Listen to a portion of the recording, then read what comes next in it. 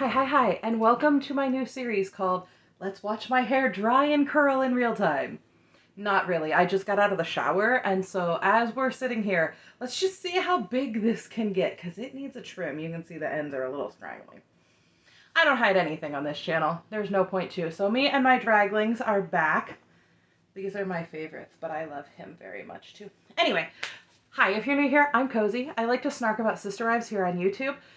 I do like to remind you that these videos are for entertainment purposes only. These are not facts, they're just opinions about public figures sharing their lives on television. So if we're cool, we're cool. Alright, before we hop into it, I saw a lot of great comments about how much you guys loved my little draglings and they remind you of Dragon Tales. Yes, that is why I love them so much. Dragon Tales was a huge thing for me when I was a kid. Between Dragon Tales, Cyber Chase, Arthur, what was that one? Between the Lions. I loved the stuff on PBS because we didn't have cable. So you guys mentioned, oh, they remind me of Dragon Tales. They do. And there's one that literally looks like a scene from the theme song of Dragon Tales. And that is the next one I want to get. So, you know, if I was going to joke and be like, watch the videos so that I can afford to get it. I was just going to be funny. Let's not. But I do have my own headcanon about the story about the draglings. I can tell y'all later because you came here for Sister Wives, not for my silliness. So we're going to hop into it. We're going to talk about Sister Wives. Just a reminder, I haven't gotten the schedule yet, but I am going to get scheduled for a lumbar puncture. So if I am, out of commission for a little bit at some point, I will try to let you guys know, hey, listen, this is when it's going to be. This is what's going Graham. This one's going to be, this is what's going on. So, sorry, the dog is here and just joining us. And I'm not going to edit him out. He's cute. So, it is time for the Christmas episode. And it's daytime, finally. And that means it's time to actually have some fun. So, they got there way past when they intended to arrive. If you'll remember, it was already dark. So, there's still a lot to do. But this is a mini vacation. So, they're definitely here to have some fun. And Christmas in the mountains seems like an actual really fun time. I love the picturesque Christmas with the snow and the pretty trees and all of that. But this is the arc where we are moving out of state. And so they've only told the four oldest children, which actually they told 5 of them. I actually don't know which child they forgot, but they forgot one of them. But it's making for a lovely Christmas season, as is all of the coughing, which is driving me absolutely bananas. Cody's like, everybody feels sick. Great. That's how we want to spend Christmas, with a cold. I hate that. But you know what? They're in a winter wonderland. They're still going to have fun. And so the wives are discussing that the kids really enjoy the snow and how weird it is that, like, we live in snow, but this snow somehow is different. And the snow is different. I am a self-proclaimed snow expert. I have determined that by my own criteria, I am an expert. So I can say without a doubt that there are different kinds of snow. If you don't live in an area with a lot of snow, sir, stop. Trust me, there's a dusting. And a dusting is basically like when you look outside and it looks like somebody spilled the powdered sugar out on the lawn, right? Barely snow, not real snow. And then you get a covering. And a covering is just enough that the blades of grass are barely peeking through the top of the snow. Like, you still get a little bit of snow, but it can be powdery or it can be wet, but it requires very minimal shoveling. And then there's snow, and that comes in the wet and dry varieties. And that means the grass is gone. It's not too crazy for shoveling, but you do have to shovel. And then you have snow. And that's not enough to shut things down in the Midwest. It's not. But definitely starting to get there. And then you have panic mode. And panic mode is when everybody goes to the grocery store and buys all of the bread and milk. There is nothing left for anybody else. And you really kind of need to cozy up to that neighbor that bought that snowblower with their last tax return, because that's an important step in the snow process. Because once it hits panic mode, then you're not shoveling anymore.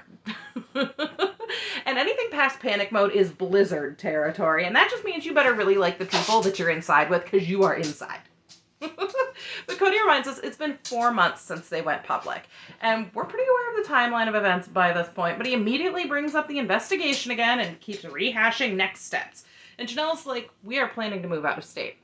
So I've really decided to watch Christine in these moments, because we now know that she was already kind of considering her next steps prior to Vegas. And she's definitely making faces that show just how distressing this conversation is to her.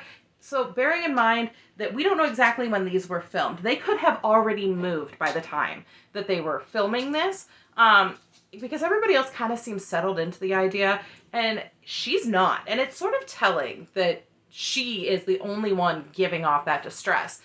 Because Janelle is sort of just like staring into the middle distance, and Mary is sort of looking down, not really looking at Christine, but Robin is zeroed in. She is staring directly at Christine, and in my opinion, really has zero emotion on her face. Almost like either A, she's not worried about Christine's distress, or B, this was what she wanted and she got her way and she's fine with it. I can't tell, and it's impossible for me to know what she's thinking, but that's just my opinion. And I think what sparks the rumors that this move was orchestrated by Robin is sort of like, because she just sort of gives off this air of like, everything's fine, it's all good, I'm happy, I don't understand why everybody else isn't happy. You know what I mean? And does that mean that the move was orchestrated by her? No. No. But the kind of lack of empathy that I get from this does kind of give reason for people to chatter. You know what I mean? So we go over the historical implications again. Christine shares her granddad's story. Again, we've heard this 4 or 5 times now from these early episodes, but Robin's like, if you look at the history and logistics, we just shouldn't be here anymore. We should be somewhere else. And then immediately we're followed up with like Maddie asking to get in the hot tub. There's no real transition. It is, everything is depressing to everything is great. I don't know. But Cody's explaining it's not hot enough, because if it's even 1 degree lower than her body temperature, it's not going to feel good. It's going to feel too cold. And then we cut to the kids clearing everything off and getting it prepared. So I think it'd be super cool, actually, in my opinion, to be up in the snowy mountains, sitting in the hot tub, staring off into the views, because I like views, I like trees, I like mountains, I like snow. So maybe I'm weird. Like, I like snow in the context of when snow should be. I don't want snow in, well, okay. Next week is supposed to be in the hundreds, which hasn't happened in the area I live in a really long time. In fact, y'all know I'm making that temperature blanket. I never decided what color over 100 degrees would be, because I firmly believed we'd never get there. So now I have 80 degrees, which is that orange, and then I have a hot pink that I think I want to use for 90.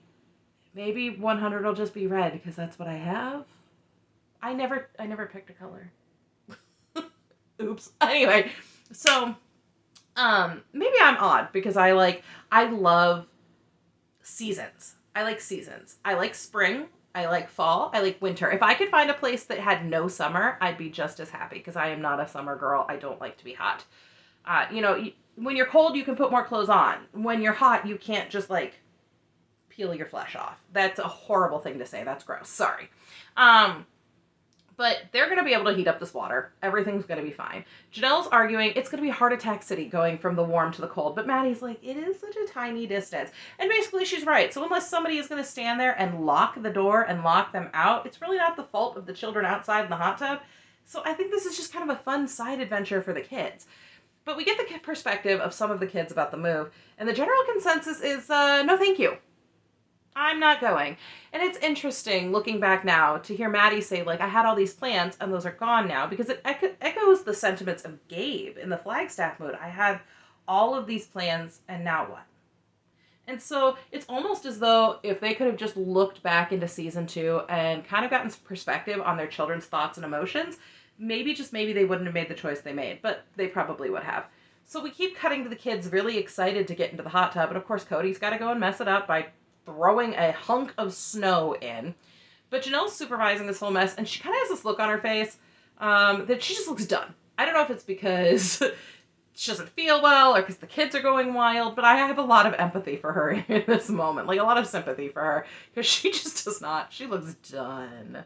Cody, for his part, is like, I'm going to go knock some snow off the roof. And yes, that is actually something you have to do in snow. If you've never lived in snow, just know, you do actually have to knock the snow off the roof. The icicles, especially over doorways, you want to go and do that. In fact, at my parents' house, I get tasked all the time to be the one to hang out the window with the broomstick and knock the icicles off from the roof above, like, the garage door. Because you don't want anybody to get... Icicles are deadly. Just throw it out there. You don't want anybody to get crushed by an icicle. And I'm an adult. It's all voluntary. It's not that big a deal. And there's always supervision when somebody is knocking the icicles off the roof. So, I do it at my own house too, but we just don't get them quite as bad as my parents get them for whatever reason. Mom and Dad's icicles get out of control. There is this one spot on the roof that when the icicles get icicly, and it's right above the man door to the garage, and this icicle the one time got as big around as like my upper arm, and I was like, dang, I don't know. It was a wild icicle. So they show us the snow and ice, and I'm in agreement. Yeah, that needs to come down. So Janelle's trying to watch Cody, who's like, oh, it's okay, I'm not going to do anything too stupid, and then hits the snow from directly underneath of it, and a bunch of the powdery snow falls onto him, and he's got this look on his face like, he is definitely lucky the entire sheet of snow didn't come off. But he's like, I'm going to go over here to this really bad section, and he's like, nothing's going to knock this off, and then he hits it with this flat shovel. The entire thing comes off way too close to him, and he turns and asks Janelle, is that what you meant? And she kind of gives this weak, yeah, because she's watching him as he's just standing under this pile of snow. But next up, we get to our sledding adventure. And the kids are just like sledding away down this hill, and they have this snowdrift at the bottom that sort of created this natural break for them. So they'll come down the hill, and Cody says they slide face first into it. But everything we've seen, the kids kind of scoot up it a little bit and land on their back. I have to say, that seems a little bit better than like sliding into the road, but what do I know? Some kids are a lot better at stopping than others. Some of them smack into that, and some of them do a little bit better control work. So, famous last words from Cody. He's like, let's pile this all up and see how high we can get it, but not to go, up over it, but not into the house. So they load even more snow onto the drift. And Cody goes down, and he's like, the stop's better, but we need more work. And then Robin's like, the kids aren't the only ones who want to go sledding. Mary's going to join in too. And then Cody gives it away that Robin was also sledding. So I don't know why we had to pick out Mary from this. But he goes down and he ends up nearly to the top of the drift. And then Mary actually gets pretty much up to the top of it. And Robin's like, Mary has this crazy streak. And Mary's like, sledding's not crazy. And so Robin's like, yeah, it is when you decide to do it. Girl, back off. So we get this footage of Mary going up over the drift and like right into the side of the house.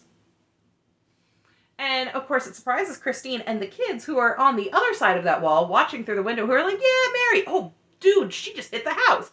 The cameraman goes running and Mary is excitedly cheering, yeah, beat that. And then she's like, I can't move. She is stuck in the snow. So Cody finally helps her out, and she's, like, excited. She's thrilled about having done this. She's like, I'm good, no bumps, no scrapes. And Christine's like, next time I'm just going to open the window up, and you can just slide right on in. Which would have been really impressive, but also pretty dangerous. So, like, I don't know. If anyone would be down for it, though, it's Mary. Mary would totally be down to just kind of go through the window. And Robin's like, she kept looking at the kids and knowing that they were all thinking, this is the last Christmas in Utah. And for many of them, it is not. Nearly all of Christine's children have chosen to settle in Utah, which is unsurprising. It's obvious that that's where her children felt the most at home. And I'm not surprised that some of Janelle's boys have chosen to stay in Vegas. That makes perfect sense. Several of them thrived there. Even if it wasn't at first, they eventually did. And I'm not sure that Robin's kids are ever going to get a choice in where they settle. It's just my opinion that they're going to continue to follow Robin and Cody wherever they go. But once again, the kids tell us that they're sad and they're scared, and Logan is really trying to be diplomatic, but nobody is having it. Nobody. But night's fallen, and the wives are all cooking, and Christine's like, I really enjoyed working together in the kitchen. And Mary would have liked a little more counter space. As someone who has a galley kitchen, I'm with you. I have no counter space. If I want to bake, it is getting close to the point that I need to, like, put the mixer on the floor. There are no outlets there, though, so I don't know how I would do that.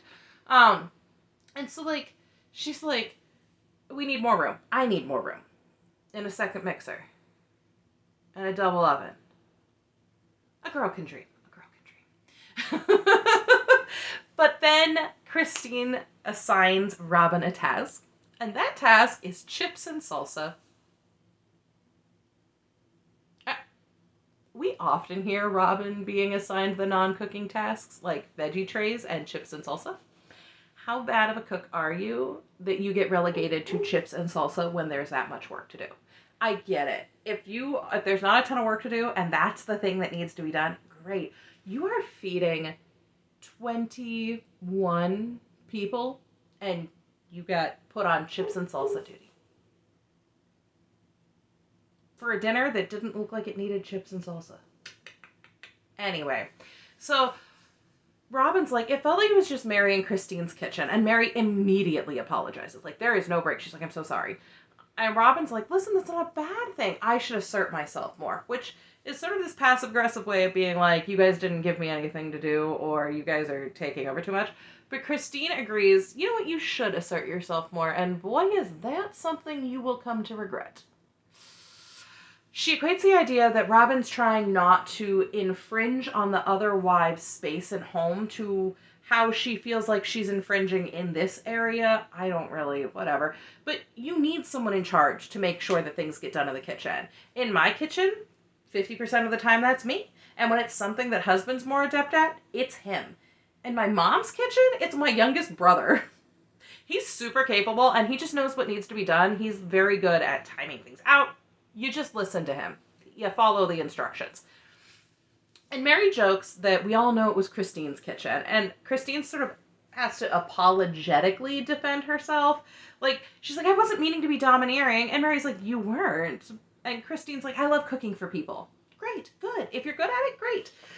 Cody's like, I loved seeing the wives in the kitchen knocking hips, which is just... no one uses that phrase anymore, bro. And so he's like, I loved seeing them bantering back and forth and having fun. And Robin's like, he would get all doughy-eyed, be like, oh, my wives in the kitchen cooking. It is chaos watching them, though, trying to get enough seating together for everybody. And so Janelle's sharing that hearing Robin's perspective is interesting because Janelle has a lower domestic skill level compared to her other skill sets. I don't know how that made Robin's perspective of Christine took over interesting. I don't know. But Janelle's like, I don't really know what to do when we get into this cooking and cleaning. I tend to just disengage. And I can understand being overwhelmed in those situations. I think in the later years, we've seen Janelle really come into her own and get better about engaging with the housework more. And I think it's the gardening. If I'm being honest, I became way more engaged in cooking for sure since starting to grow my own food. I actively seek out ways to use different things, and I specifically seek out seeds and try to grow things that I can't get at my local grocery store. Like, I have, I think, 7 varieties of tomatoes growing. Purple, yellow, orange, pink, red, and 2 different kinds of red cherry tomatoes. Yeah, that's 7. I have 7 different kinds growing because I cannot get these orange and these yellow cherry tomatoes or the currant tomatoes or pink tomatoes or Cherokee purples. I can't get any of those at my local grocery store. And I want to try new things. I want to test new stuff. I want to be able to get things from my garden. I'm growing a bunch of different peppers because some of the peppers, I can't get them at the grocery store and I want to try them. There's a whole bunch of different things that I'm really excited about. I got silver zucchini. I'd never heard of silver zucchini. We have 2 plants going. I know I'm going to regret that because I am fully aware that when you grow zucchini, 1 plant is more than enough, okay? I got it. But Janelle seems to have found this similar happiness because when we see her in later years, she does actually tend to be engaging a little bit more in the cooking in her own home, which is good for her. So Christine's like, I've never considered you less domestic to Janelle. But in the first episodes, we heard Christine refer to herself negatively as the domestic one. So perhaps that's not entirely the case, or maybe Christine just feels like that's the role she's relegated to. But Janelle drops that in the beginning, there was a lot of commentary made about her cooking and cleaning skills, or lack thereof. And this was covered in their book too, but essentially Mary had very specific preferences, and Janelle is a little bit more laissez-faire when it comes to cooking and cleaning, a little bit more hands-off. Hey, if it doesn't get done tonight, it'll get done in the morning kind of attitude. And Christine's like, what would make it better when we're trying to do all this together? And Janelle's like, nothing. That all still plays over in my head. Just don't expect me to help in the kitchen.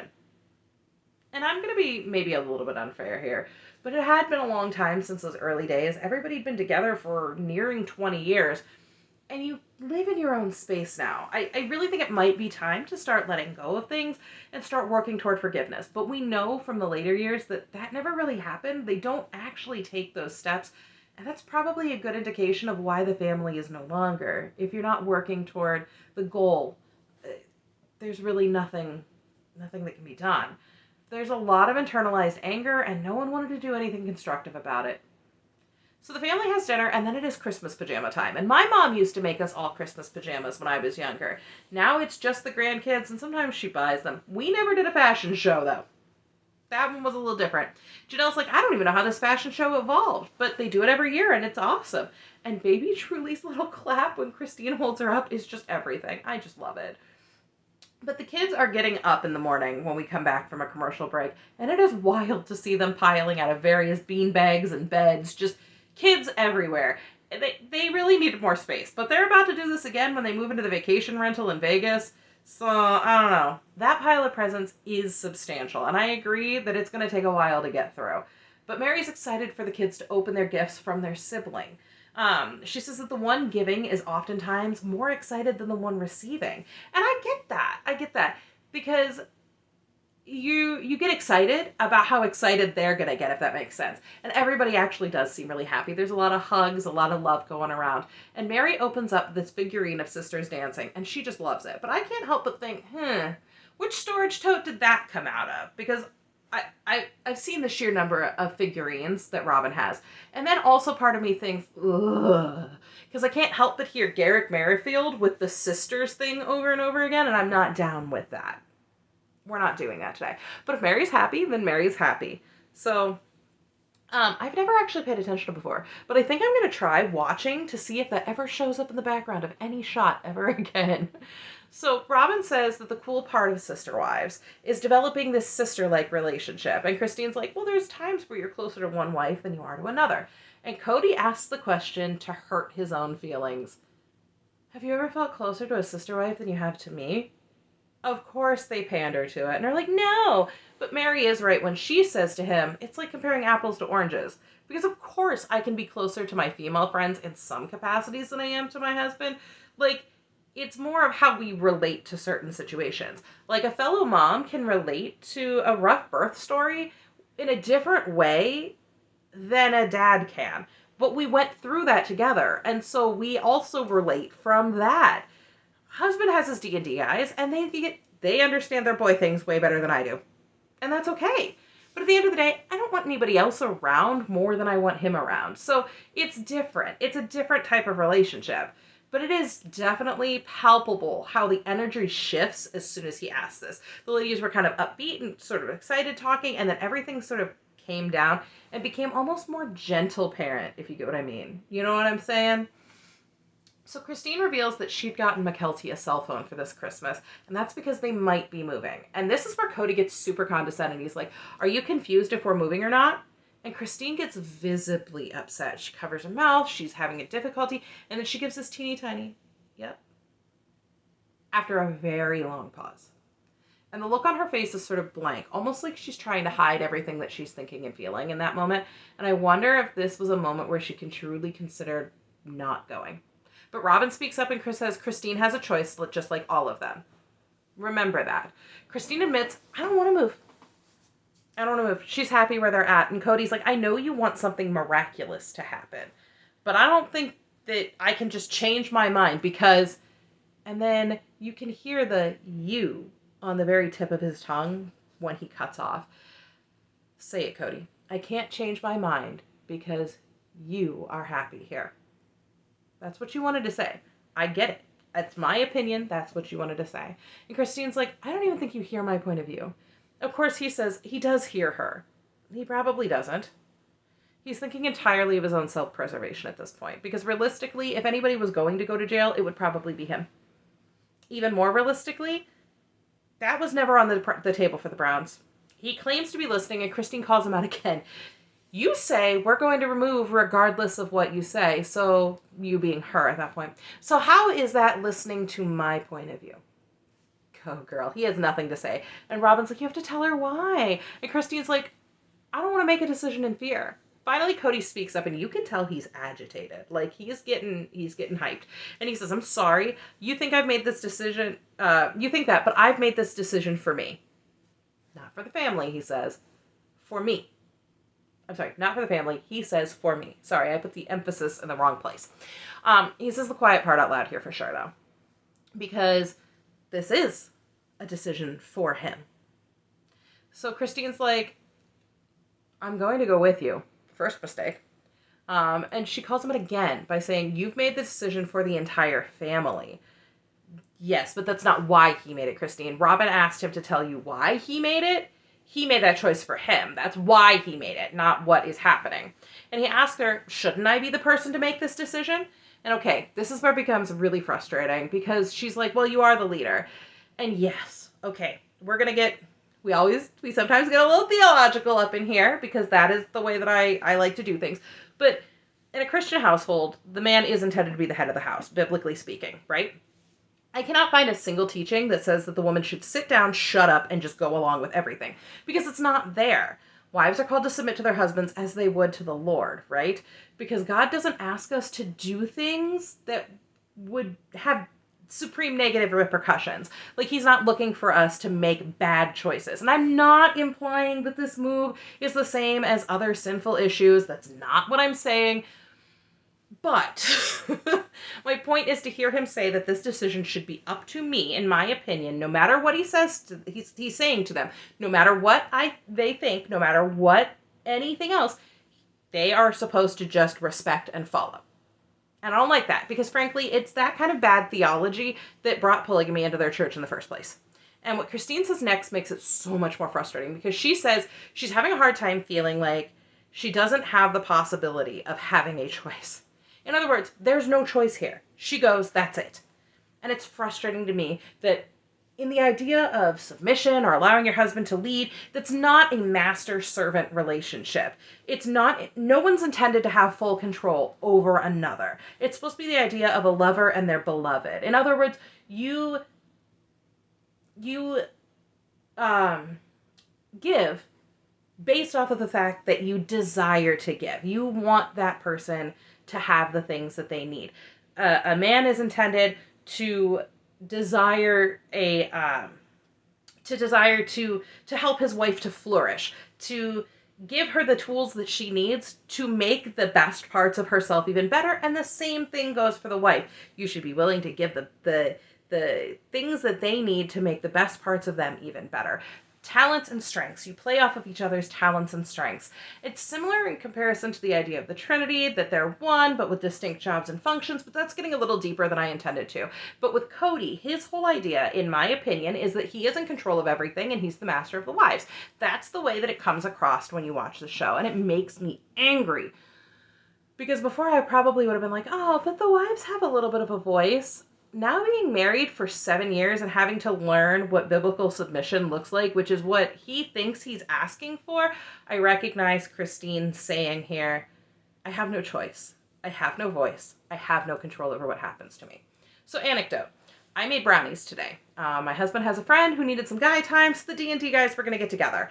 And so he's working late, which by the time you guys see this will have already happened, so don't worry about me. But while he slept, I made brownies in secret. I wrote up this little quick Father's Day note that just said, Happy Father's Day, boys.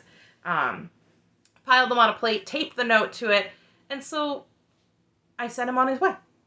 Pretty much all the guys in the group are dads. Not all of them, but almost all. And I really just thought they deserved a treat and some time to hang out. So I sent him on his way, got down to cleaning, and then working on script writing and all this other stuff. And I didn't do it because it was demanded of me. I did it because I wanted him to know I cared and that I appreciate his friends and the joy that they bring to his life. Because that's what that relationship should look like. I sacrificed my time. I sacrificed other things that I could have been doing because I genuinely wanted him to have something that he would enjoy. So that's what the relationship should be. But it can't be that because Cody didn't care for Christine the way that he was supposed to. They make comments often about how he didn't love her at first, or he wasn't attracted to her, all sorts of other horrible things that he said. I mean, for pity's sake, he even admitted it in the episode where she asked for the divorce. I wasn't attracted to you. But so how can you have the kind of submission that's asked for when it's not somebody you truly love and care about? You can't have that same level of sacrifice when you don't want to sacrifice for that person. And we poke fun when we say that Robin's the submissive wife, but in reality, Cody actually shows a lot more of that submission to her than to anyone else. And while it's clear to me, in my opinion, that he regards her as the leader over himself, it is a little bit more like that type of relationship. It's sad to know that Flagstaff would be another time that Christine was not happy about a move, but Cody had adopted this where we go one, we go all attitude, and I'm sure she felt like she had even less of a choice. So we got off onto a tangent there, but suffice it to say, it's supposed to be about sacrifice and caring for somebody. It is not supposed to be about giving up every part of yourself and not having a voice or an opinion. Long story short. So Cody keeps saying that for the peace of the family and for them to function, they have to move. And we know that's not really quite the case. And really the move seemed to diminish the functionality of the family overall. But Cody insists that the choice is not out of fear, but to take control of their own lives. Christine's like, I just don't want to. And Cody shows some awful acting when he's like, I'm sorry. And he just stares at the floor. There is very little apology in his body language, in my opinion. And I'm not sure if this is because of the time frame it was filmed or he really didn't have an apology for caring what she thought. But hey. So we cut immediately back to the cabins going for snowmobile rides. The cuts in this are insane because we are fighting, we're upset, we're unhappy, and then suddenly we're in the snow again. And Mary's like, we were hoping this vacation would distract some of the older kids from considering the move. But these are the same older kids who didn't want to go on the vacation last episode. So I don't know, whatever. Do I think they found reasons to enjoy the vacation? Absolutely they did, clearly. But still, we get the oldest kids on the couch super distressed about the idea of this move. They're under the impression they're going to lose their entire family if they stay. And I imagine that as teenagers, that would be what you think. You don't necessarily have the ability to look into the more recent historical data that kind of shows that families were only being prosecuted in cases of fraud and abuse, not really being prosecuted for polygamy anymore. And I don't fault them for their feelings or their fears at all. Not at all. I do think it was super unhealthy and unfair for them to hash all of that out on the couch for the viewers. I do. Looking back now as a more grown-up, I think it was kind of insane to have these kids have this emotional feeling on the couch just for our entertainment. It's weird. I want to say it's gotten better as time has gone on, but now it's just a different group of kids who are now adults sharing all of their hurts. So no, I don't think it has. But Cody, of course, says, in spite of collateral damage, this is the right choice. Listen, we moved quite a bit when I was young. My dad would get a new job or whatever might happen, but after a point, my parents made a promise to themselves, essentially, that they would try to keep us in the same school district. And we did. From 5th grade to graduation, I stayed in the same school district, which was fantastic. I didn't have to move state to state anymore. I might have had to move houses, but I still got to hang out with all the same people I hung out with before. And they never once referred to our emotions as collateral damage. But Cody's like, there's also going to be a financial struggle because of the change. And that seems a little odd then, that they would build these very expensive homes. But I feel like, in my opinion, what he's actually saying is our finances will look different because we won't be in risk of losing our TLC money then. That is just my opinion, because I know that was a big part of the contention with Utah, was making money off of doing something technically illegal. And Christine's like, I think you want to move. And she's like, you're always excited to move. And we've learned that a lot in recent seasons. The kids have said that Cody gets an itch to pack up and just go. And so as she's confronting him with this reality that he likes to move and start over again, Robin is sitting on the couch just shaking her head and mouthing no over and over again. But Janelle and Mary show no reaction to it. And that's probably because they know there's some truth to this accusation, because the book and the later seasons have both discussed that Cody gets these urges to move and to just go somewhere new. And even if Robin doesn't want to believe it, the pattern is there. He's done this before. And Cody's like, no, my excitement is just for the sake of leadership. I have to be optimistic. Otherwise, what will the wives and kids do? And Christine's like, oh, I didn't know you were being optimistic. I thought you just wanted to move. And so we close this out with the heartbroken kids, which I hate. I hate it. They're upset. They're trying to justify this move to themselves. And how can they? Because Cody's saying, well, they're sad about school and their relationships, the things they'll leave behind. And we get that famous Maddie line about, we were going to be legends in this town, which I think people forget was such a teenager thing to say in the early 2000s, the early 2010s. But the kids are angry and they're hurt. And who can blame them? And I hate so much that we linger on a very heartbroken Hunter just stumbling over his words as they try to close this out. That bugs me. I hate that a lot. And I think that we're slowly learning how exploitative that YouTube, reality television, all those things can be on kids, which is why you'll never see my kids on this channel unless I keep it for a really long time and they become adults. That's when they can consent to being on there. And even then, I'd like them to really consider it because, you know, nobody wants to have to live with the pressure of, oh, I said something that wasn't quite correct and getting torn apart in the comments.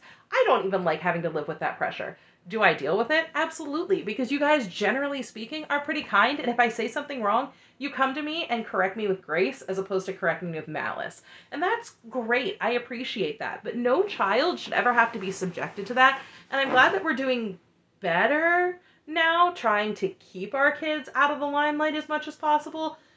I just hate that we had to use so many of these moments to learn that lesson. That just sort of sucks. So that's where they close out episode 8. Of course, episode 9 is where we get into even more heartbreak for the kids. So that's going to be just a joy and a peach.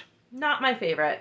Not my favorite at all. So that's where I'm going to leave that episode of Sister Wives.